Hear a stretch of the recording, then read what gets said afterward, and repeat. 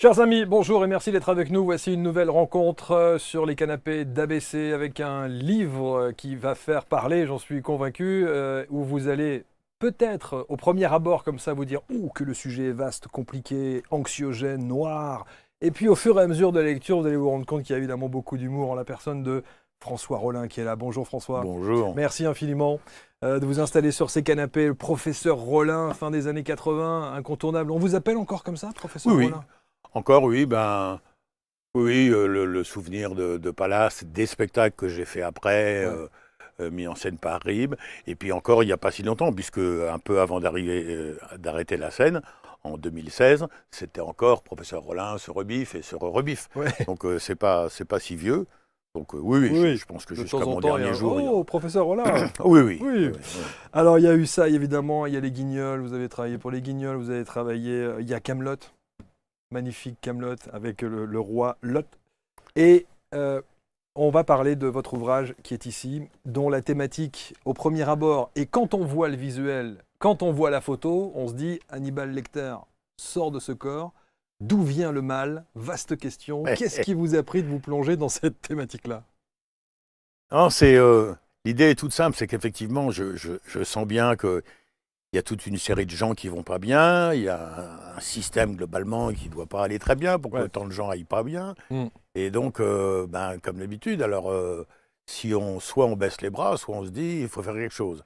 Si on se dit il faut faire quelque chose, il faut connaître la cause de tout ça. Mm. Et je pars évidemment vainement à la recherche de la cause, puisque évidemment qu'il n'y a pas une cause unique, ce serait trop simple, il suffirait de régler un boulon et puis on en sortirait. Mais c'est vrai que ça me permet de rassembler quand même, au milieu de diverses farfeluteries, de rassembler un certain nombre d'éléments et de domaines et de sujets qui effectivement font un peu du mal. Voilà, quand je me moque un peu du téléphone portable et Ouais. du fait qu'il isole les gens, euh, c'est évidemment pas la seule cause de tous les malheurs qui nous arrivent.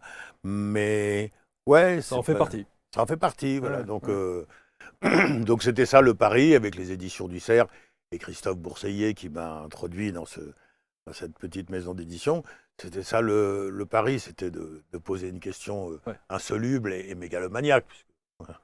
Alors vous dites, alors il y a le constat, anatomie, morphologie et typologie. Alors écoutez bien la phrase du mal, hein, bien entendu. Vous dites, la violence est en croissance exponentielle, les inégalités se creusent, la solidarité n'existe plus, le moral fout le camp, la déliquescence progresse, l'espérance n'est plus qu'un lointain souvenir, l'indifférence règne en maître, les valeurs se perdent, les rêves sont en miettes, l'opulence est la plus obèse possible et côtoie sans complexe la misère la Ouais. plus noire, les gens vont mal et leur lendemain ont cessé de chanter à force d'être désabusés et démotivés. Les citoyens ne méritent même plus ce nom. Ça sent le roussi, ça sent le brûlé, ça sent la merde.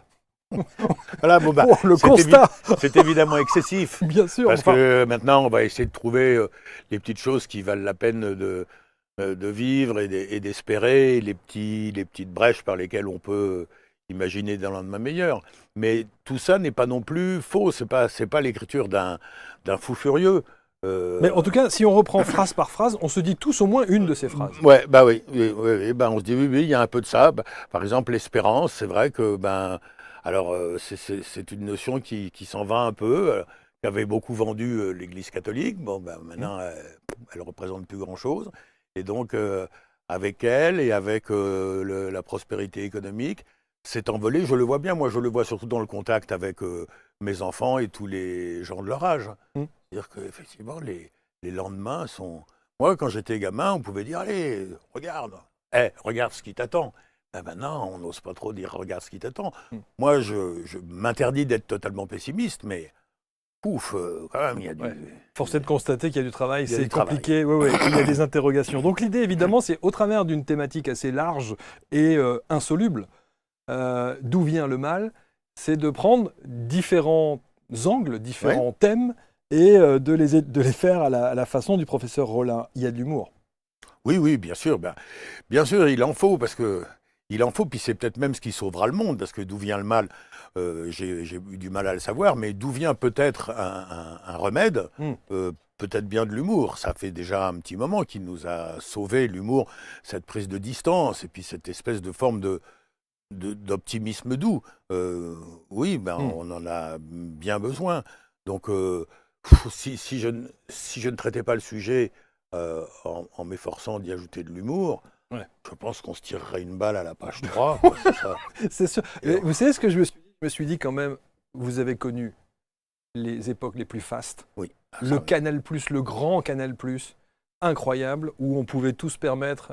J'entendais l'autre jour Antoine Decaune qui disait 10 minutes avant de prendre l'antenne, on avait besoin d'un truc, on voulait quelque chose, on l'avait dans la seconde, c'était à l'époque de Greff et tout ça. Aujourd'hui, en termes d'humour justement, mais on est blacklisté de partout. Ah oui, oui, tout est extrêmement formaté. Et l'humour, maintenant, n'a de place que sous forme de petites pastilles au milieu d'une émission sérieuse. Donc on dit, allez, vas-y, dis tes conneries pendant 2 3 minutes. Un petit Et après, sniper, comme on dit. voilà. Et Ouais. après, on reparlera de choses intéressantes. Donc l'humour est même disqualifié de par la façon dont on l'instille dans les programmes. Alors que l'humour, c'est pas un produit de consommation. Le comique, si on veut, oui, mais l'humour, non. L'humour, c'est un état d'esprit, c'est une façon de voir le monde, c'est quelque chose pour vous aider à vivre. Donc oui, c'est de celui-là qu'on a besoin.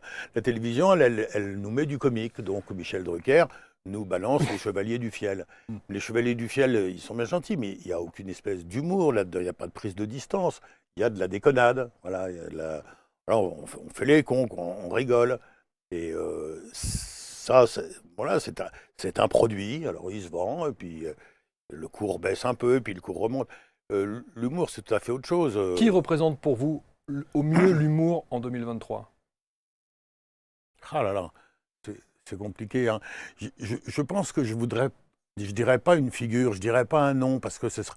Non, c'est plus quelque chose qui est dilué dans la population. C'est tout l'héritage d'humour, tout l'héritage pour ce qui est pour les Français d'Alphonse Allais, de Vialat, de Desproges, et tout ça.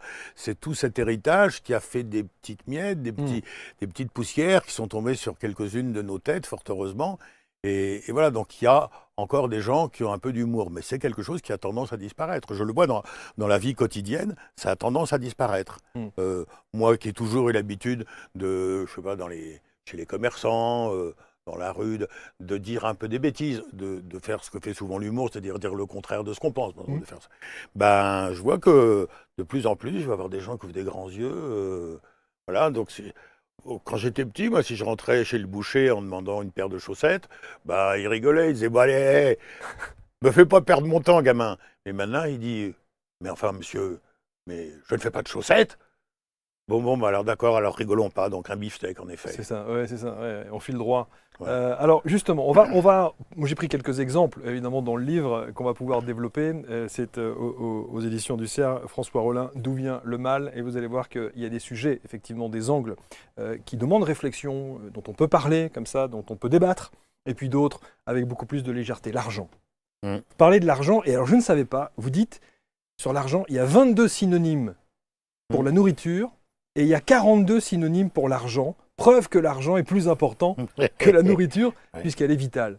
Ouais. C'est un constat assez incroyable. Ce constat, comment est-ce que vous avez cherché pour arriver à ce constat-là? Ah, ça, je ne sais plus comment j'ai cherché, mais j'ai toujours été frappé et terrorisé par la place que prend l'argent dans la vie d'un certain nombre de gens. Alors, je ne suis pas idiot, hein. Je sais bien qu'il y a des gens qui en ont besoin, donc c'est facile Tout le monde, tout le quand on monde. dit l'argent fait pas le bonheur, mais c'est une série de gens qui vous répondent, ouais, bah, t'as qu'à m'enfiler déjà un petit peu, puis on verra. Donc, c'est pas ça la question, mais c'est que l'argent serve de valeur comme dans le roman de Zola, quoi. Que l'argent serve de phare, de guide, d'unique objectif.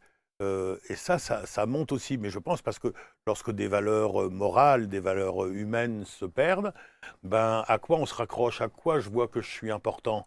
Puisque j'ai plus ton amitié, puisque il n'y a plus d'amitié, on s'en fout un peu, tout est dilué, c'est la concurrence généralisée, ben, à combien je pèse? Une fois, j'ai eu une altercation au petit déjeuner dans un hôtel pour une raison totalement sans importance, d'œuf à la coque, est-ce que c'est le tien ou le mien qui est dans la machine à cuisson? Et le mec m'a dit, je sais pas, le ton est à peine monté, moi je tenais pas à ce qu'il monte le sucre. Il a dit, en banque, je pèse 40 fois ce que tu pèses. Il me connaît pas, je le connais pas, je veux bien le croire, mais j'avais envie de lui répondre ce que je n'ai pas fait, mais Et puis, Et donc? et donc quoi Et bah, je vois bien que lui, ça lui a fait du bien. Il s'est rassis à sa table en disant, je l'ai bien mouché, parce que j'ai plus d'argent que lui. Ouais, bah, Alors vous avez une truc, j'ai une solution. Vous dites, on peut faire de belles choses avec l'argent, notamment financer une campagne internationale de dénigrement de l'argent. Ça m'a fait éclater de rire. Quand j'ai lu ça, je me suis dit, mais quelle bonne idée! Quelle bonne Oui, idée! Elon Musk pourrait faire ça. Il pourrait faire avec des films, des bouquins, des BD, des pièces de théâtre pour dire à quel point l'argent est sans intérêt. Mais bon, c'est en réalité, la vérité, c'est qu'on ne va pas pouvoir dissuader quelqu'un de, de se prosterner devant le dieu argent si on ne lui propose pas Mm. une solution de remplacement. Mm. Donc c'est ça, la vérité, c'est que les gens qui se préoccupent peu de l'argent sont souvent des gens qui ont eu la chance d'être attirés, intéressés, motivés par d'autres choses. Mm. Voilà. Mm. Si Van Gogh ne s'intéressait pas à l'argent, bah oui, évidemment, il avait du génie, il avait du talent, et puis il avait envie de manipuler de la matière. Quand il y a un peu rien d'autre, quand on fait un boulot de merde, quand on s'entend pas avec sa femme, quand on comprend plus bien ce qui vous a... Qu'est-ce que c'est la valeur refuge? Mm. C'est l'argent, c'est de se dire, ouais... Et pour en faire quoi? Eh ben, on ne sait pas très bien. Moi, par exemple, chez certains amis très, très proches de l'argent, très, très épris de l'argent, ça, je regarde toujours, je suis toujours stupéfait. Qu'est-ce qu'ils en font? Eh ben, souvent, pas grand-chose. Parce qu'encore celui qui court après l'argent, et puis juste après, il dit, t'as vu, j'ai fait ça, ou je me suis acheté ça, quel bonheur, ça. Mais non, souvent, il n'y a même pas de plaisir vraiment derrière. Il y a la possession, ça y est, j'ai plein d'argent, et puis, et t'es plus malheureux que l'autre qui n'a pas un sou, mais qui va aux champignons dans... Alors les phrases un peu bateau toutes faites de l'argent fait pas le bonheur.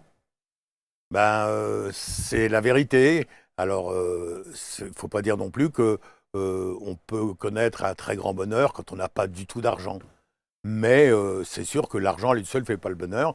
Et, Il y contribue. Pas plus que la notoriété, par exemple, après laquelle courent tant de gens, la célébrité. Ben non, ça non plus, ça ne fait pas le bonheur. On en a la preuve. Moi, j'en ai la preuve auprès de plein de mes amis, hommes et femmes dans la profession. Bon, alors ça ne veut pas dire qu'on n'en veut pas. La notoriété, ça ne veut pas dire qu'il faut cracher dessus, ni sur la notoriété, ni sur l'argent. Mais savoir que c'est pas là que l'essentiel se joue, quoi. Comment vous la vivez, vous? Alors, l'argent, je m'en suis jamais occupé. J'ai pas de toute façon, j'ai pas de goût de luxe. Donc, je n'en ai que peu eu besoin dans ma vie. Je n'ai jamais dépensé un franc que je n'avais pas déjà. Et j'ai l'impression que j'en ai jamais manqué parce que j'ai jamais eu des grands projets. Et la notoriété, ben, j'essaye de pas être aigri parce qu'à la fin des fins, au bout de la route, elle me manque un petit peu. Comme au moment où j'en parle, je pense que un ami à qui ça manquait un petit peu, qu'il a refusé toute sa vie, c'était Robin Bouteille. Toute sa vie, Robin Bouteille a dit qu'il n'en voulait pas, de la notoriété, de la célébrité. Et à la fin de sa vie, à 80 balais, eh ben, putain, d'être totalement oublié, mais totalement ignoré, à part de quelques hurluberlus comme moi, qui étaient restés son ami, eh ben, ça lui manquait quand même. C'était un petit peu dur. Et moi, je vois bien que... vous avez décidé de ne plus faire de scène. Hein. Oui, de plus faire de scène. Mais je fais plein d'autres choses. Et de toute sûr. façon, si j'ai plus fait de scène aussi, c'est faute de notoriété. C'est parce qu'aucune émission, aucun média ne me soutient. Jamais. Aucun média ne m'a soutenu. Jamais. Vous savez pourquoi? Non. Des copains ont avancé diverses sortes d'explications, souvent flatteuses. Alors, c'est trop bien pour eux. Ouais, enfin, c'est gentil, mais... Oui, ça fait pas avancer le truc, hein, on est d'accord. Non, je sais pas bien. Et vous dites aussi, notamment sur le cinéma, vous dites que le cinéma vous a boudé. Ah oui. Ben, professionnellement, ma vie est une catastrophe. Heureusement, ma vie privée est une réussite merveilleuse.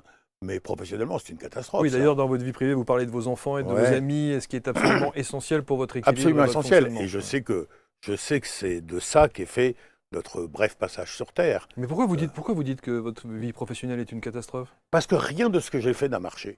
Rien. Alors, j'ai été dans des projets qui marchaient bien. Ouais. Donc, j'ai été dans Palace. Et ça, c'est pas moi qui ai fait. C'est d'accord. L'équipe. Okay. Je suis dans Kaamelott. Mais ça, vos spectacles aussi ont marché? Non. Non. j'ai perdu de l'argent, c'est pour ça que j'ai arrêté de les faire, parce que je perdais de l'argent à les faire. Donc je les produisais à Paris, où on perd toujours un peu d'argent, et j'essayais de les vendre en province, où comme les médias m'avaient totalement ignoré, voire quand il s'agit de Libération, éreinté et marché dessus, quand on devait en vendre 40 pour amortir la tournée, on en vendait 3, dont un à prix cassé. Donc je perdais de l'argent à faire cette activité. J'en déduis que ce que je fais sur scène, le pays n'en veut pas. Alors, Donc ça veut dire que vous êtes un artiste de l'ombre? oh oui, alors pas autant de l'ombre que certains confrères malheureux qui vraiment arrivent même pas à exprimer quelque chose. Moi, j'ai encore quelques petits terrains d'atterrissage. Si je veux écrire une chronique, si je veux écrire un bouquin, si je veux monter un projet, j'ai encore quelques petits appuis. Il y en a qui sont vraiment dans le vide, dans le désert absolu. Mais c'est vraiment pas grand-chose. Et je vous dis, ce qui est particulièrement frappant, c'est que ça, c'est mon petit point d'aigreur. Une émission comme C'est à vous, par exemple, qui a reçu tout ce qui bouge sur Paris, qui a reçu le moindre mec qui est apprenti pâtissier chez machin, ne m'a jamais fait l'honneur d'un quart de strapontin. Bien sûr que j'ai demandé 1000 fois. Yann Barthès, qui serait plutôt censé être de mon côté, les anciens de Canal, machin, tout ça, une espèce de gauche. Après, on fait des... Jamais eu l'ombre du quart d'un truc. Non, Donc ça, c'est un regret. Oui, ça fait un petit peu mal à la fin. Ça fait un peu mal parce que c'est même pas tant pour l'argent que ça ne rapporte pas. Je m'en fous, je me débrouillerai, mais c'est pour les projets qu'on ne peut pas monter. Ouais. Il y a des jeunes gens qui viennent me voir, auxquels je serais vraiment content de pouvoir donner un coup de main, pas tant financier, mais un coup de main, de dire, bon, écoute, Artistique. moi, artistique, Bien sûr. tiens, je vais appeler machin qui me fait confiance et tout ça, puis on va faire C'est à vous, ou bien on est sûr de pouvoir. Non, rien. Je suis à la télévision, je suis totalement inconnu. La dernière fois qu'on a bien voulu voir ma gueule à la télévision, c'était pour illustrer l'accident de mon copain Pierre Palmade. Alors, voilà, ça c'est... Je devrais faire une petite exception pour Laurent Ruquier, qui m'invite dans les grosses têtes. Oui. Mais c'est le seul endroit des médias où j'ai une petite porte d'entrée. Est-ce que ça vous étonne, franchement? On sait très bien l'hypocrisie de ce métier. On sait très bien. Vous pensez à l'amitié sincère et profonde des gens qui vous ont suivi, qui ont travaillé avec vous, qui ont été de votre côté et tout ça? Qui croit à ça, honnêtement? Alors là, évidemment, c'est une parenthèse purement professionnelle, mais franchement. Non, parmi les artistes, oui. Parmi les artistes, j'ai pas tellement de déception.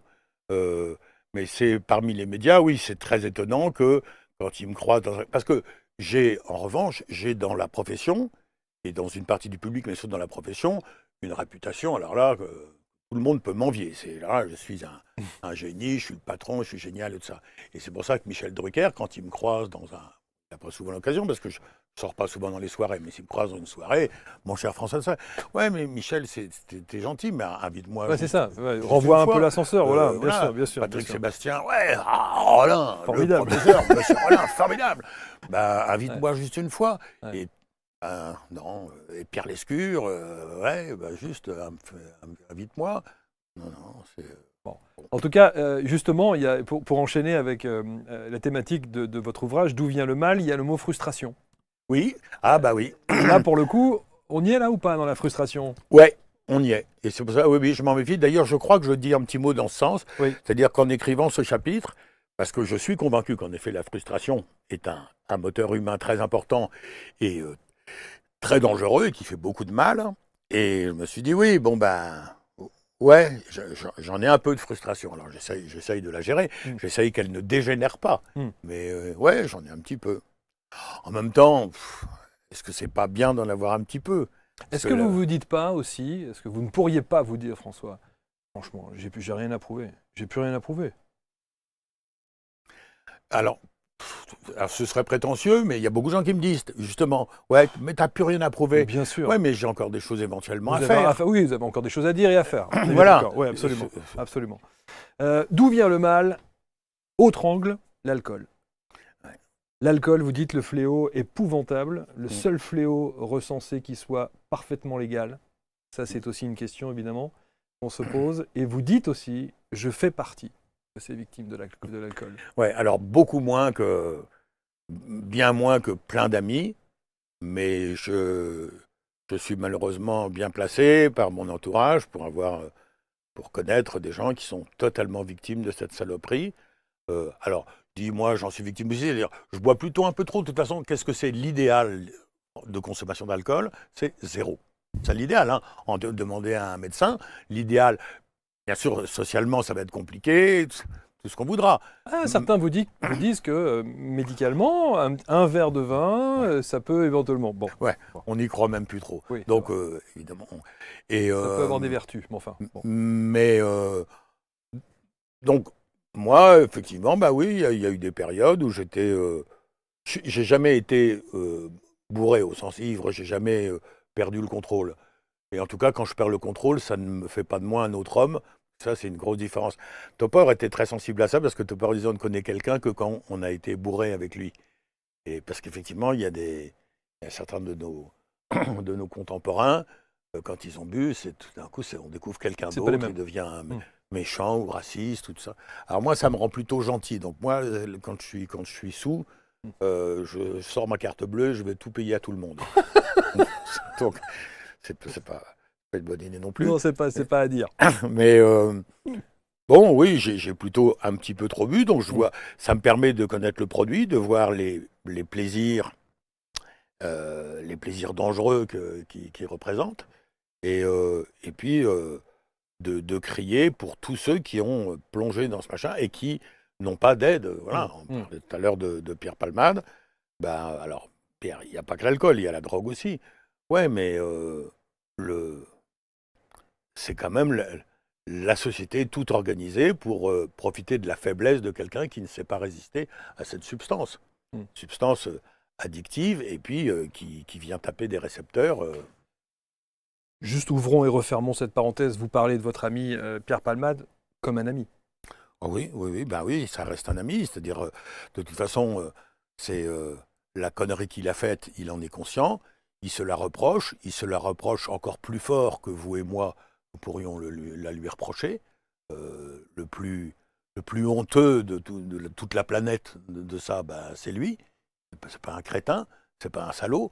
Donc, puis voilà, ben maintenant il se rend compte de ce qu'il a mis sur ce chemin. Il se rend compte que il aurait dû faire plus d'efforts pour sortir de la drogue. Et pourtant, il en a fait, j'en suis témoin. Il en a fait des gros. Et puis, justement, ça s'appelle une addiction. C'est je fais des gros efforts et j'y arrive pas. Et vous dites, c'est avant tout une maladie. C'est une maladie. Mais pour que les gens le comprennent, il faut que, par exemple, je m'adresse à tous les gens qui ont du surpoids, un peu comme moi ou plus, et qui se disent je veux m'en débarrasser. Parce que ça me fait du mal. En merde au quotidien, tout ça. Donc maintenant, ils sont sûrs qu'ils veulent se débarrasser de ça. Puis ils n'y arrivent pas. Voilà. Et 2 ans après, non, j'ai encore pris 1,5 kg. Voilà, ça s'appelle une addiction, c'est-à-dire une chose qu'on voudrait, un enfer dont on voudrait sortir. On fait tout ce qu'on peut pour en sortir et on n'en sort pas. Sinon, si c'était pas comme ça, ce serait facile. Effectivement, il y aurait pas d'addiction, puis il y aurait même pas de malheur. Parce qu'à un moment donné, vous me diriez, moi en ce moment, je sens que je tombe un peu dans l'alcool. Ça, je dirais, tu sais quoi, bois plus. Je dirais, oui, bonne idée, c'est fini, il n'y a plus de problème. Non, malheureusement, c'est pas comme ça. Et il n'y a pas beaucoup d'alcooliques heureux, hein. Comme il n'y a pas énormément de fumeurs heureux, et pas non plus tant que ça de cocaïnomanes heureux, parce que ils voudraient pouvoir vivre joliment d'amour et d'eau fraîche, et puis ils se rendent compte qu'ils ne peuvent pas échapper à ce machin. Sourions un peu, parce que effectivement, dans cette question d'où vient le mal, il y a aussi les micro-bouts rimés. Alors ça, c'est drôle, parce que quand vous les mettez, on se dit, qu'est-ce que c'est que ça, les micro-bouts rimés? Quand vous les mettez bout à bout, comme ça, c'est le cool Raoul, à la tienne Étienne, hein, on en parlait, tiens, justement. Relax Max, tout juste Auguste. Tu parles, Charles. C'est drôle, ça. D'où ça sort? D'où ça vous vient, ce truc-là? Pourquoi est-ce que vous avez dit ça? C'est-à-dire que dans ces tentatives folles d'aller trouver l'origine du mal, évidemment, à un moment, on est un peu perdu. Donc, moi, je fais semblant. Donc, je feins d'être un peu perdu. Alors, À ce moment-là, on se demande si tout le mal ne viendrait pas de ces, de ces bonbons fruités que je vois là. Ouais. Et là, c'est tout d'un coup, tout le mal ne viendrait pas du fait qu'on dit tranquille Émile et au hasard Balthazar. Puis bon, comme dans tout le livre, après avoir pris un peu de repos, c'est souvent une sieste et tout ça, je me rends compte que non, ça ne doit pas être la cause principale et unique du mal et des malheurs qui nous accablent. Mais Non, voilà, parce donc que si c'était ça, évidemment, ce serait tellement Ah léger. bah oui. Ce serait tellement Ah oui. drôle. Mais en tout cas, c'est vrai qu'il y en a beaucoup. Il y en a que je connais. Ansel Marcel, je ne connaissais pas. Et Pénard Bernard aussi, ça me fait vraiment rire. Notez bien, ça s'appelle Les micro-bouts rimés. Voilà, Voilà. et vous verrez que ça fait partie évidemment du livre de François Rollin. Vous vous êtes posé aussi une question que je trouve intelligente, enfin une réponse tout du moins à la question d'où vient le mal. Vous dites, c'est peut-être moi. Oui. Bah oui, parce que ça veut dire, c'est peut-être d'abord le mal que j'ai fait, pour une petite part. Mhm. Il ne se peut pas que j'en ai jamais fait. Il ne peut pas que j'en ai fait aucun. Et puis, c'est le ressenti que j'ai de la situation. Donc, d'où vient le mal peut-être de moi, ça veut dire, c'est peut-être moi qui ai une humeur d'atrabilaire et qui voit toutes les choses en noir. Et voilà, c'est peut-être moi la responsable. Peut-être il suffit que je me fasse soigner et j'aurais pu à chercher d'où vient le mal, puisque je ne verrai plus le mal. Est-ce que vous y avez pensé? Est-ce que vous l'avez fait? Non, non, mais c'est quelque chose, c'est comme pour l'alcool, c'est quelque chose entre les deux. Je suis dans aucun de ces excès-là, mais je me méfie aussi, comme je me méfie de la frustration. Toutes les choses que je dénonce, évidemment, j'en suis un peu. Je ne suis qu'un homme fait de tous les hommes qui les vaut tous et que vaut n'importe qui, pour reprendre la Joli. formule de Sartre. Mm. Mais c'est le, cette idée euh, d'avoir un peu trop de noirceur en soi et Mm. de voir toutes les choses sous un angle dramatique. Moi aussi, moi aussi, je succombe un peu à à ce défaut-là de temps en temps. Et parfois, c'est l'image que que vous dégagez. On se dit, ah, l'humour noir. Oui, oui, oui. Oui, On a mais souvent tendance à vous résumer à ça. L'humour noir. ouais. L'humour qui fait mal, l'humour un peu grinçant, l'humour piquant. Ouais, mais en même temps, là, je me défends parce que l'humour, il est fait pour ça. C'est-à-dire que si l'humour, il n'est fait que pour parler des choses qui vont très bien, ça s'appelle pas de l'humour. C'est de la rigolade de fin de banquet. Ça a le droit d'exister, hein.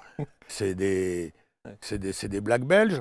Mais ça ne fait rien avancer. L'humour, il est fait pour nous aider tous à avancer. Donc, c'est pour ça, moi, je me sens pas un grand spécialiste de l'humour noir.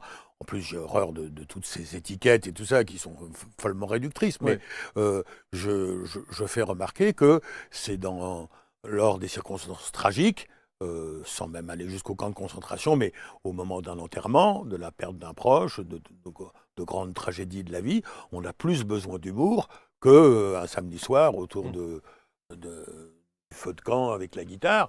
Là, on n'a pas tellement besoin d'humour, Et ça va bien.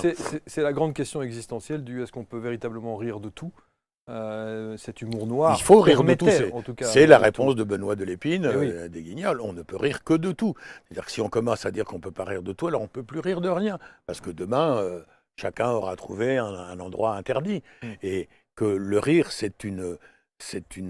a une puissance émancipatrice, est un vecteur de liberté fondamentale, que si on l'enlève un petit peu, ben, il n'existe plus le rire. Le rire, il est toujours un peu contre, un peu en opposition. Donc si maintenant j'ai plus le droit d'être contre ça, d'un seul coup, tout s'écroule. Il y Ce a qui est plus le cas aujourd'hui. Hein. Oui, en tout cas, il y a une tentative. Hein. Oui. Mais ça résiste. Hein. Ça résiste et je sais que ça résistera toujours. Mais est-ce que ça veut dire qu'à la grande époque, Guignol et autres, Canal+ et autres, à la scène que vous avez Oui, foulée oui. plusieurs fois, est-ce que vous vous êtes déjà dit, là, je ne peux pas écrire ça, je vais trop loin? Non. Non, parce qu'au bout du compte, c'est l'intention qui va être le juge de paix. Et que quand on sait qu'on est pur, si des proches a pu dire, on me dit que des juifs se sont glissés dans la salle, c'est parce que Pierre savait au fond de lui-même, et les gens savaient qu'il était insoupçonnable de ce point de vue, totalement insoupçonnable. D'ailleurs, s'il ne l'avait pas été, il n'aurait jamais dit ça. C'est pour ça que si on renverse un peu la problématique, si je dis sur scène, pour moi, les Noirs sont définitivement des êtres inférieurs, les gens vont rire parce que ils comprennent que si je le pensais, même comme ça, évidemment que je ne le dirais pas. Je m'en cacherais. Et que si donc je le dis, c'est parce que c'est pour démontrer le contraire. Donc, évidemment, de la même façon que des proches avec ces juifs dans la salle, ben, a l'intention de dénoncer l'intolérance et le. Voilà. Donc, Vous avez sans doute suivi à l'heure où on enregistre cette émission, il y a eu une tentative d'humour sur une radio que vous avez bien connue, avec une personnalité qui se dit humoriste et qui a oui. fait une blague dont vous êtes sans doute au courant Oui, oui. sur Benjamin Netanyahou. Mm. Est-ce que ça, on laisse passer ou on laisse pas passer pour le coup? Moi, j'ai déjà pas trouvé ça très rigolo. J'ai pas trouvé ça très. Il est gentil comme tout, Guillaume, mais j'ai pas. Surtout, avant toute chose, j'ai pas trouvé ça immoral. J'ai trouvé ça pas très intelligent parce que c'est mal construit. Ça fait pas sens. D'accord, il y a des mots pour choquer. Alors bon, mais il fait son boulot. Donc, mais comme il y en a beaucoup maintenant qui deviennent des fonctionnaires du poil à gratter, et puis des fonctionnaires de la du caustique bon. Mais c'est pas très intelligent. Un nazi. Non, un nazi, attends, c'est quelque chose de très très précis, un nazi, dans notre histoire. Ne mélangeons pas tout. Donc, c'est un autocrate, peut-être un mec d'extrême droite sur l'échiquier israélien. Mais un nazi, non, non, mélange pas tout. Donc, moi, déjà, avant même le prépuce, je suis plus. Ça me le fait plus. Donc, mais bah, je dirais à Guillaume, moi, voilà, cette blague, je trouve qu'elle était ratée. Mais de là à faire une affaire d'État, pouh là là. Elle est faite, elle est faite. Et Ouais. alors, la discussion maintenant, elle s'oriente sur est-ce qu'il faut sanctionner ou pas? Est-ce que vous supprimez de l'antenne quelqu'un qui fait de l'humour comme ça ou pas? Non. Non. Non. Okay. Non, non, non. Non, et surtout si quand je lui dis que j'ai trouvé la blague pas bonne, il a assez de recul et d'habileté pour rebondir une fois d'après, pour non pas présenter des excuses comme un procès stalinien, mais dire, de toute façon, ouais, je me suis fait beaucoup attaquer sur cette blague, puis moi-même je reconnais, de toute façon, c'est pas ma meilleure. Bon, bah, vous savez quoi, tiens, si on la rangeait dans un... Alors, j'ai pas vu tous vos spectacles, et certaines de vos blagues ont dérapé ou pas? Non. Non. Non. Non, en revanche, dans les années 2015, il y a dans les spectacles du professeur Rollin se rebiffe, il y a un des spectacles où j'ai parlé de l'immigration et où j'avais dit que aussi dans le livre. Voilà, où j'avais dit que il fallait reconnaître qu'elle pose un problème. Ça ne veut pas dire qu'elle est un problème. Ça veut dire, c'est en 2015, hein, qu'elle pose un problème, qu'elle préoccupe un certain nombre de gens. Et j'avais dit aussi ce sur quoi Gérard Miller était venu à la sortie d'un spectacle quasiment m'incendier. J'avais dit, on ne peut pas faire rentrer chaque année 200 000 étrangers en majorité de confession musulmane dans le pays, sans s'exposer à diverses frictions. J'avais dit quelque chose comme ça. Je n'avais pas dit foutez-les dehors, je n'avais pas dit c'est des enculés, j'ai juste dit c'est pas si facile. Et donc, faut pas s'étonner après s'il y a des frictions. J'ai pas dit il faut pas s'étonner après s'il y a la guerre civile. Non, non, non, non, j'avais dit ça. Et ça, la presse bien pensante m'a descendu en flèche. Elle a d'ailleurs contribué à ma banqueroute. Mais moi, je trouve pas que j'ai été trop loin. Et aujourd'hui, d'ailleurs, si je faisais le même spectacle, on dirait mais c'est une évidence que vous dites là, mon cher. C'est une évidence que toute cette population qui est d'une autre religion, d'une autre culture, et qui n'a pas l'intention, comme dans le rêve de l'intégration à la française des années 70, qui n'a pas l'intention de s'intégrer franchement, bah, moi, j'ai pas dit il faut tout arrêter, j'ai pas dit c'est des gens qu'il faut jeter dehors. Non, mais j'ai dit, mais ouvrons les yeux, prenons conscience, c'est normal. Et moi, je vois bien d'ailleurs que si vous me jetez au fin fond d'un village du Kenya, ben, je ne vais pas être tout à fait à l'aise, et que si nous y allons à 600 dans un village de 50 personnes, ben, non, ça va être difficile. C'est pas impossible, mais ça va être difficile. Et sauf qu'en 2015, quand vous disiez ça, ça paraissait une aberration totale. Ah là là, et qu'aujourd'hui, certains l'entendent. Voilà, absolument. Mais qu'est-ce qu'on m'est tombé dessus et j'avais même dit des choses semblables avant Charlie et avant le Bataclan. Alors là, et j'avais rien dit d'autre que l'évidence, le simple bon sens. C'est-à-dire que, ben oui, pour être amis, pour vivre ensemble, il y a un certain nombre de règles, d'exigences, et je n'ai pas dit que c'est mes règles qu'il faut appliquer. J'ai dit que si on veut vivre ensemble, il faut un peu examiner comment ça se goupille, il faut faire des concessions de part et d'autre, il faut mettre des conditions. Oui, ça ne va pas de soi, le vivre ensemble entre des gens qui viennent du fin fond de l'Amérique du Sud et des gens de Sibérie. Ça ne va pas de soi. Je n'ai pas dit que c'était impossible, je n'ai pas dit que les uns sont meilleurs que les autres. Je dis ça va pas de soi, donc il faut y réfléchir. C'est mon rôle d'intellectuel de dire, eh ben, n'allez pas par là sans prendre quelques précautions et sans y avoir réfléchi un peu. Et on ne me l'a pas pardonné. Alors là, pour le coup, Voilà j'ai pourquoi pas de vous n'êtes frustration. plus sur les plateaux télé. C'est possible. C'est possible, oui, oui. C'est possible parce qu'en plus, il y a sur les plateaux télé des gens qui me l'ont reproché. Émeric Caron en tête m'avait fait mon procès, qui avait eu la gentillesse de m'inviter dans l'émission. Et Émeric Caron m'avait descendu comme un salaud. Émeric Caron qui... D'ailleurs, maintenant, il s'est discrédité tout seul. Il est là où on sait. Oui, voilà, il est député. Il est député, oui, Député mais maintenant. il est dans un délire. Et puis, dans une hypocrisie, parce que tous ces gens qui m'ont reproché ça, Gérard Miller qui est venu me reprocher ça, mais où il vit, Gérard Miller? À Gennevilliers, à Aubervilliers, au Bourget, où moi j'ai mes habitudes, j'ai des amis par là. J'ai jamais vu Gérard Miller. Non. Il vit dans un quartier riche de Paris. Voilà, dans une belle maison d'un quartier riche de Paris. Je ne le reproche pas. Il ne l'a pas volé. Il le mérite bien. C'est un mec formidable. C'est un joli intellectuel. Et quelle hypocrisie de dire, oui, mais tous ces gens-là, va, puisqu'ils sont si inoffensifs et que leur mode de vie te correspond tellement, va. Alors là, ils chantent un peu différemment depuis le 7 octobre. Ben oui, il est temps de se rendre compte. Alors, dans ce livre, D'où vient le mal, vous parlez, il n'y a pas de transition, on parle des religions. Vous parlez des religions et vous, alors, vous êtes blackout total sur les religions pour vous. Oui, je n'en ai pas, je n'en ai aucune. Je ne les aime pas. À titre personnel, je n'en veux pas. Alors, ce que je fais observer, c'est qu'évidemment, ce n'est pas forcément d'elles que vient le mal, parce qu'au contraire, les religions, très souvent, sont vecteurs de cohésion sociale.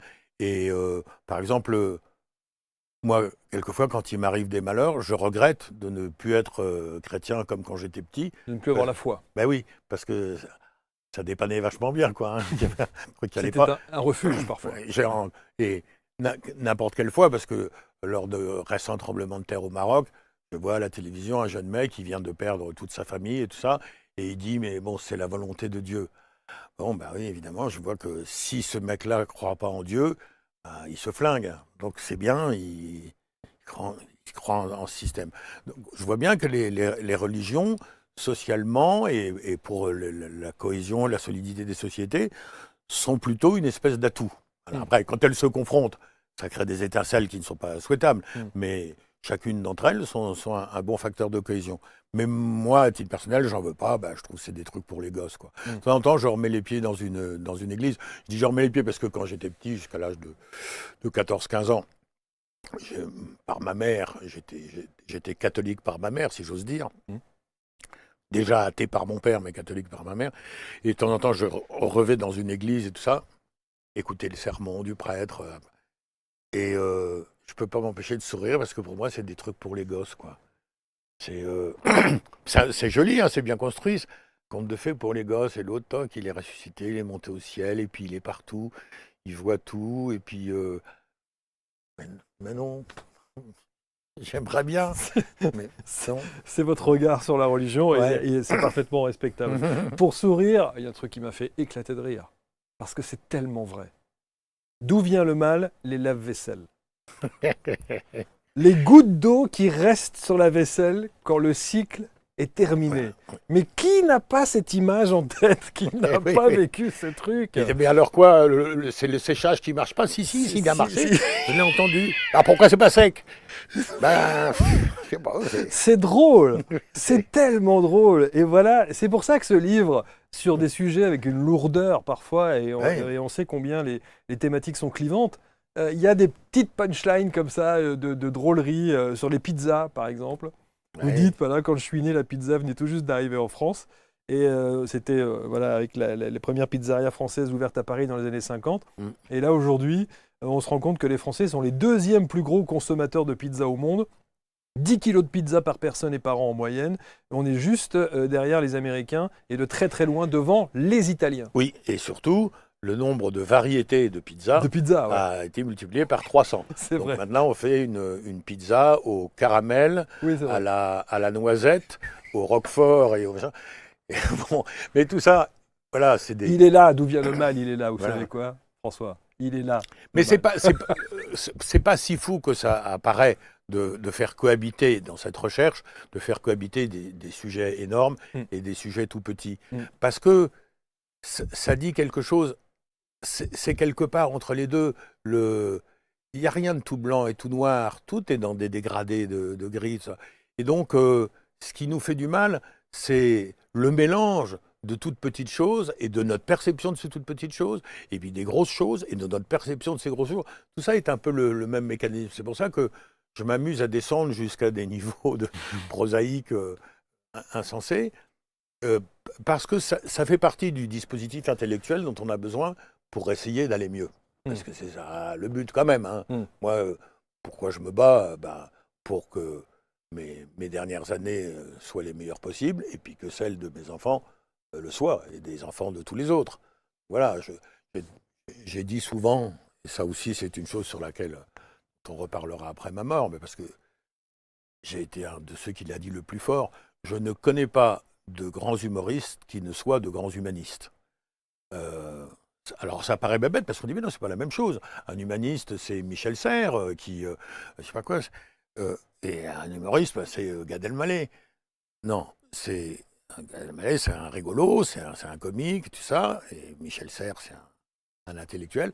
Mais les grands humoristes sont des grands humanistes et leur motivation principale est celle-là.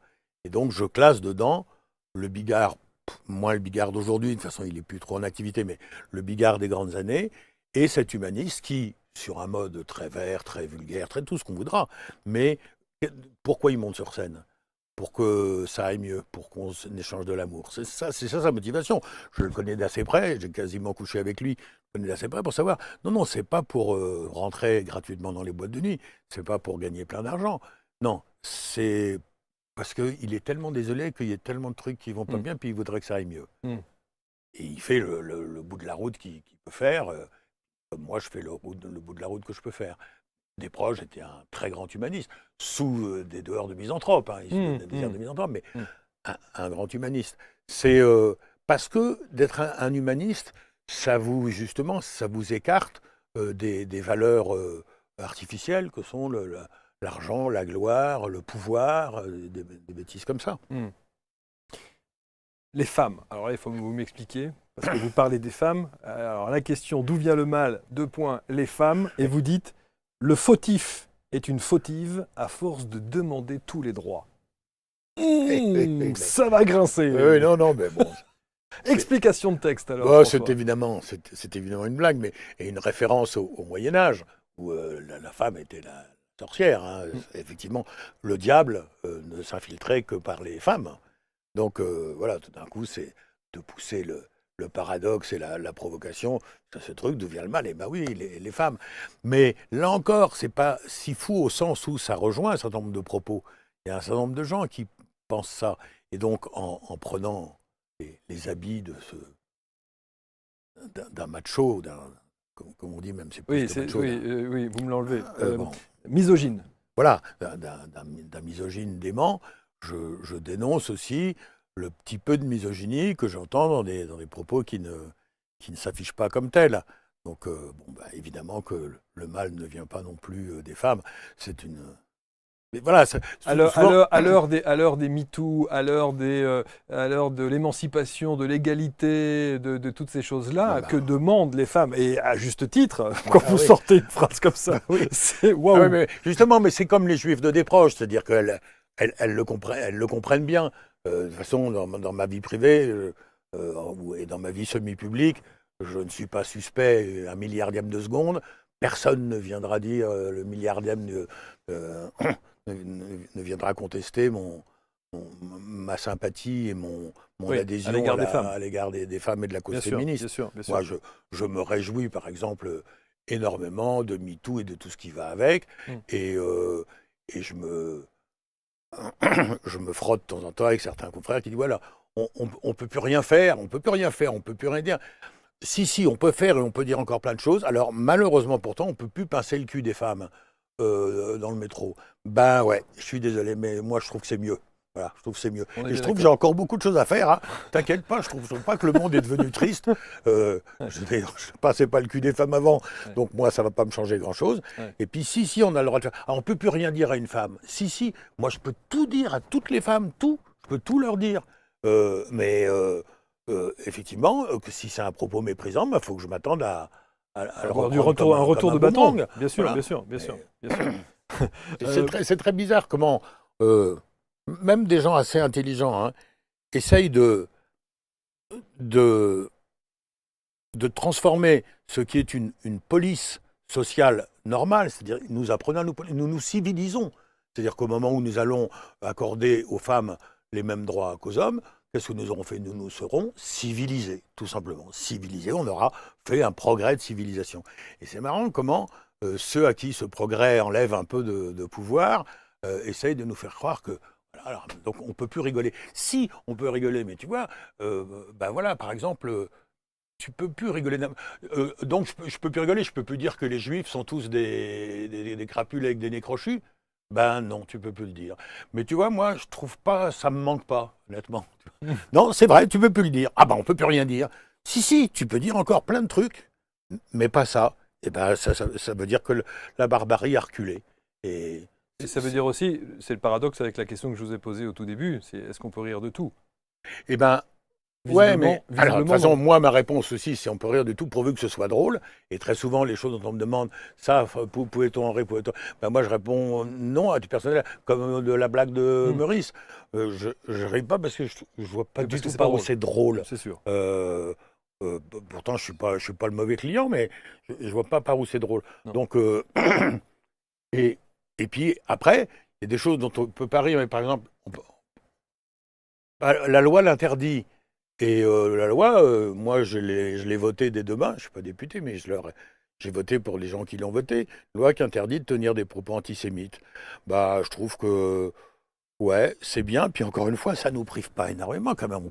Il n'y a pas un sujet dans Il y a les autre chose blagues à faire. Donc, et alors, qu'est-ce que je dirais si on disait on va interdire les blagues belges? Ouais, bah, tout n'est pas égal, il y a quand même pas les mêmes raisons. Il n'y a pas un mouvement de fond de haine contre les Belges qui a fait 6 millions de morts. Bon, bah voilà, donc je m'excuse, mais ouais, les blagues belges, pour moi, ouais. Les blagues antisémites, bah non. Encore que certaines fonctionnent toujours, puisque ceux qui font le plus de blagues juives sont les juifs. Voilà. Ouais. C'est le comique des juifs new-yorkais qui est impitoyable avec eux. Il y a plus qu'on oserait. Ce qui est la définition même de l'humour. Hein. Alors, on a encore quelques minutes, mais on a parlé tout à l'heure du téléphone portable. Alors là aussi, vous balancez sur le téléphone portable, mais nouvelle technologie, l'intelligence artificielle, ça vous fait peur? Non, ça ne me fait pas peur. Ça me fait pas peur. Je vois que ça fait peur à beaucoup de gens. Ouais. Alors, moi, j'ai eu l'occasion, je ne sais plus si je le dis dans ce livre. Vous dites que vous avez pris l'application ChatGPT? Oui, je dis ça. Et puis, je ne sais pas si je dis que j'ai, dans un précédent bouquin, dans mon dictionnaire Amour de la bêtise, j'ai fait un chapitre sur la bêtise artificielle. Et puis, j'ai eu envie de prolonger ce chapitre. Et j'ai contacté 4 pointures françaises, mais grosses pointures de l'intelligence artificielle, et qui ont travaillé avec moi pendant 6 mois sur cette idée de bêtise artificielle. Pour constater d'ailleurs qu'il est plus difficile de faire de la bêtise artificielle, de la vraie, que de l'intelligence artificielle. Donc, bon, alors, je ne suis pas un grand connaisseur, mais je vois bien le truc, je vois bien que non, ça ne va pas prendre la place de l'homme. Ça va faire des raccourcis. Alors, on dit, ça va pouvoir écrire des scénarios. Ouais, mais on saura qu'ils sont écrits par l'intelligence artificielle, puis l'intelligence artificielle ne fera jamais Van Gogh. Voilà. Fera jamais Balzac. Vous avez pris l'application pour faire quoi? Qu'est-ce que vous en faites? Bah, pour Qu'est-ce voir. que vous posez comme question à l'intelligence Non, alors, Bah, je lui demande si elle est dangereuse. Voilà. Dans le bouquin, et elle vous répond, en tant qu'assistant d'intelligence artificielle, je ne suis Je pas suis pas- programmé Voilà. pour Ouais. faire des déclarations ou des fausses ou alarmistes. Voilà, ouais. Mm. Et puis, ouais, je lui ai demandé de faire des à la manière d'eux, Mm. pour voir qu'elle est encore très loin du compte. Mm. Mais j'en parle, comme moi je suis administrateur de la SACD, la Société des auteurs-compositeurs dramatiques, donc on est très concerné, Mm. en tant que défenseur du droit d'auteur, on est très concerné par l'intelligence artificielle générative. Et j'ai dit, bon, pour l'instant, effectivement, quand on lui demande à la manière de Gad Elmaleh, on a un résultat qui est assez pitoyable. Mais dans 3 ans, vous aurez un résultat qui sera épatant. Et ça ne vous fait épatant. pas peur, ça? Non, ça ne me fait pas peur. Mais non, parce qu'il aura quand même fallu des gens pour le nourrir. Donc, de toute façon, l'intelligence artificielle va se nourrir des données humaines. Hein, donc, il aurait bien fallu que Gad Elmaleh écrive quelque chose pour que ça rentre dans des données et qu'elle s'en serve. Donc, s'il n'y a plus de Gad Elmaleh, ben, l'intelligence artificielle, elle ne pourra rien faire non plus. Donc, c'est pas... C'est pas le sujet. non, ça me fait pas peur. C'est une technologie étonnante de plus. Et vous n'avez pas fini d'être étonné, croyez-moi, parce que encore C'est sûr. dans les 20 ans qui viennent, il va encore avoir des trucs dont vous n'imaginez même pas. Mais quand vous voyez par exemple que vous avez aujourd'hui des élèves qui prennent ChatGPT pour rédiger leur rédaction, leur dissertation et autres, non, c'est pas. Bah, c'est bête. Bah, si quand ma fille sera en âge de faire ça, je lui dirai, ah oui, bah, tu peux le faire, mais c'est bête. Il y a tellement de plaisir à toi-même t'enrichir de diverses lectures Mm. et de diverses connaissances, et à les trier, et à faire preuve d'intelligence, tout ça. Et Parce vous qu'il dira, faut je être- m'en fous, papa. Ouais, Je bah, m'en fous parce que je prends le chat GPT, ça m'a pris 10 minutes, ça m'a pondu ma dissertation et comme ça c'est réglé. on bah, en je parle dirais, plus. oui, bah, je te comprends. Le système finira par réagir. Si le système, effectivement, aujourd'hui ne réagit pas et ne sait pas faire le tri et ne sait pas te poser la question qui empêche l'intelligence artificielle de se mettre en travers, bon, bah, le système finira par se réformer. En attendant, tu filoutes. Bon, bah oui, comme on a toujours filouté, quoi. Tu passes entre les gouttes du système. Allez, une petite dernière, j'en ai deux petites dernières, dont une qui m'a fait sourire. Et alors une, où je suis Ah. assez étonné parce que vous avez inventé le RCV. Oui. Alors le RCV, vous dites, je viens de l'inventer, Oui. pour désigner, alors c'est le rétrécissement du champ de vision. Hmm. Et vous dites en France, dans l'espace public, 52,6% des gens ont les yeux rivés sur leur téléphone Voilà. portable. Donc c'est le fameux syndrome du RCV.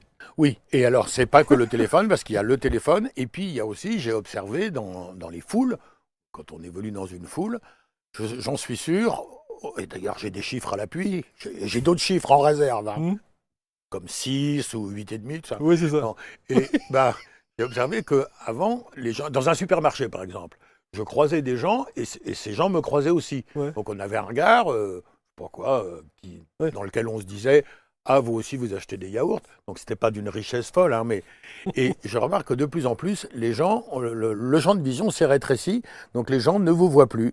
Donc maintenant, si je suis là, bah, mon champ il s'est rétréci, je vous vois pas, donc ça fait juste que je vous parle pas. Hein. Mm. Alors, mais si j'ai le champ de vision normal, je vous vois, vous êtes dans mon champ. Et voilà, il y a comme un repli sur soi, c'est de ça que je parle, quoi, et qui est beaucoup fondé sur une peur de l'autre. Là aussi, j'ai dit tout à l'heure, quand j'étais petit, que j'allais chez le boucher de ça, ben, quand il me semble hein, qu'il y a 50 ans, quand on abordait quelqu'un pour dire une petite bêtise ou pour faire une petite blague ou de ça, par surprise, pour égayer un peu la vie, on était bien accueillis partout. Et maintenant, il faut se méfier parce que très souvent, ça fait peur. Les gens disent « Oh là là, qu'est-ce qu'il me veut celui-là ?» Ça, c'est la conséquence des différents malheurs qu'on a vécus. Et ça fait que, oui, une des idées, c'est rester chez soi ou restreindre son champ de vision. Comme ça, évidemment, là, j'ai beaucoup moins d'ennemis, beaucoup moins de gens qui me font peur, puisqu'il n'y a personne. C'est sûr. Est-ce que vous êtes un optimiste, j'allais dire un pessimiste heureux ou un optimiste malheureux? Un pessimiste heureux, ouais. J'ai une lucidité dont je vois bien que c'est un truc qui vous fait beaucoup de mal, la lucidité, mais en la gérant de près, hein, en la disciplinant, on peut l'empêcher de faire du mal et en faire plutôt un moteur pour aller de l'avant.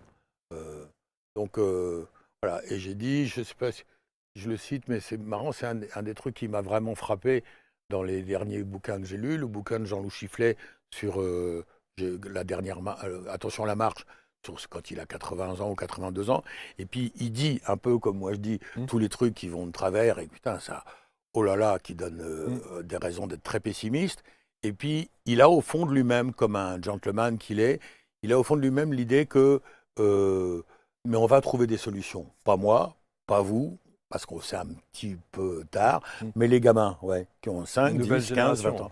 Ouais. Et je trouve que c'est vraiment une idée très lumineuse, parce que l'histoire de l'humanité montre ça aussi. À un moment donné, on a dit, mais ça, on s'en sortira pas. Et ceux qui ont dit, on s'en sortira pas, n'ont même pas vu, n'ont même pas imaginé la solution qu'ont trouvée ceux qui avaient 60 ans de moins. Et voilà. Donc, voilà, comme au moment de la grande épidémie de peste, j'ai dit, donc c'est foutu, quoi. On va à la fin tous mourir de la peste. Ils ne pouvaient pas imaginer qu'il y avait des gens qui allaient trouver tout ça. Et je me dis que oui, il se trouvera des parades, y compris à des choses très inquiétantes comme le réchauffement. Ouais, il trouvera des parades, on gérera. Et quand je dis on gérera, c'est plutôt pas moi. Moi, j'essaierai de donner l'envie de gérer et une espèce de puissance humaniste à ceux que j'élève ou que je côtoie ou que j'instruis. Mais je me dis, ouais, si, ils vont trouver quelque chose, ils vont s'adapter. On a surmonté déjà des trucs. Oui, des choses terribles, bien sûr, dans l'histoire de l'humanité. Allez, ça devrait aller. Ça va aller, exactement. Juste une dernière chose, parce que ça m'a fait sourire aussi. Je voudrais qu'on termine sur cette note très, très drôle et très positive. L'humour qu'on vous connaît, François Rollin, le désentartrage des douches dans les théâtres. C'est une vraie question existentielle. Je ne comprends même pas pourquoi personne ne met ça sur le tapis. Que se passe-t-il avec les douches des théâtres dont personne n'utilise, Le problème est occulté par je ne sais quelle puissance. C'est ça. Mais oui, je l'ai constaté. Et effectivement, les douches des théâtres ne sont pas utilisées. Et elles ne sont pas utilisées au point qu'elles finissent par s'entartrer. Donc, comme moi, de la même façon que voilà, le grand plaisir dans le sport, c'est la douche d'après. Et vraiment un des très très grands plaisirs dans le spectacle, c'est moins les applaudissements que la douche d'après. D'accord, s'il n'y a pas eu d'applaudissements, la douche est quand même un peu plus froide. Mais s'il y a eu des applaudissements comme il est normal, le grand plaisir, c'est la douche. Alors donc j'ai toujours voulu prendre des douches et tester des douches avant d'arriver. Et comme elles ne servent jamais, elles sont entartrées. Donc c'est vrai que j'ai fait toutes les tournées de ma vie avec un petit kit de désentartrage pour enlever le calcaire et permettre à la douche de fonctionner normalement. C'est extraordinaire. C'est ça, évidemment, l'énigme enfin résolue, voilà, du mal, d'où vient le mal, avec cet humour qu'on aime tant de François Rollin, du professeur Rollin. Merci infiniment de toute franchise. François, merci de votre optimisme. Merci également de... Je trouve que cette image n'est pas du tout représentative de ce que vous êtes. Oui, non. Elle est dure. Elle est, comment dirais-je, c'est presque encore c'est un contre-pied. Oui, bien sûr. Oui, là, tête de tueur. Je me donne des airs d'un penseur profond et je fais peur. Hein. Moi-même, je me fais peur. Oui, exactement. Merci en tout cas. C'est l'éditeur, c'est vous qui avez choisi la photo ? Ensemble. Ouais. Super éditeur, Jean-François Colosimo et puis toutes ses équipes et tout ça. Très bon esprit, justement. Pour le coup, on parle d'écrire un livre, on ne parle pas de faire un produit qui va se vendre beaucoup ou pas beaucoup. Non, on parle de faire un livre, on va essayer de faire tous ensemble le truc dont on sera le plus fier. Et après, comme le disait Brassens, si le public en veut... Exactement. Mais vous savez quoi, ça se met en scène, ça hein oui, possiblement, on m'a dit déjà, oui. Hein Franchement. Et je vous souhaite vraiment de tout cœur de revenir sur votre parole. Ah, de plus aller sur scène. Il faut. Merci infiniment François, merci beaucoup. Évidemment, vous partagez, vous commentez, je sais que ça va l'être. Et puis, n'hésitez pas, ça s'appelle donc François Rollin, d'où vient le mal, l'énigme enfin résolue, 3 petits points ou pas. Hein, voilà, vous avez bien compris, parce qu'il ne s'agit pas d'affirmer les choses, mais il s'agit aussi évidemment de soulever des sujets de réflexion, ponctués avec des choses un peu plus légères. Fort heureusement, voici l'ouvrage. À très bientôt pour une prochaine rencontre. Salut.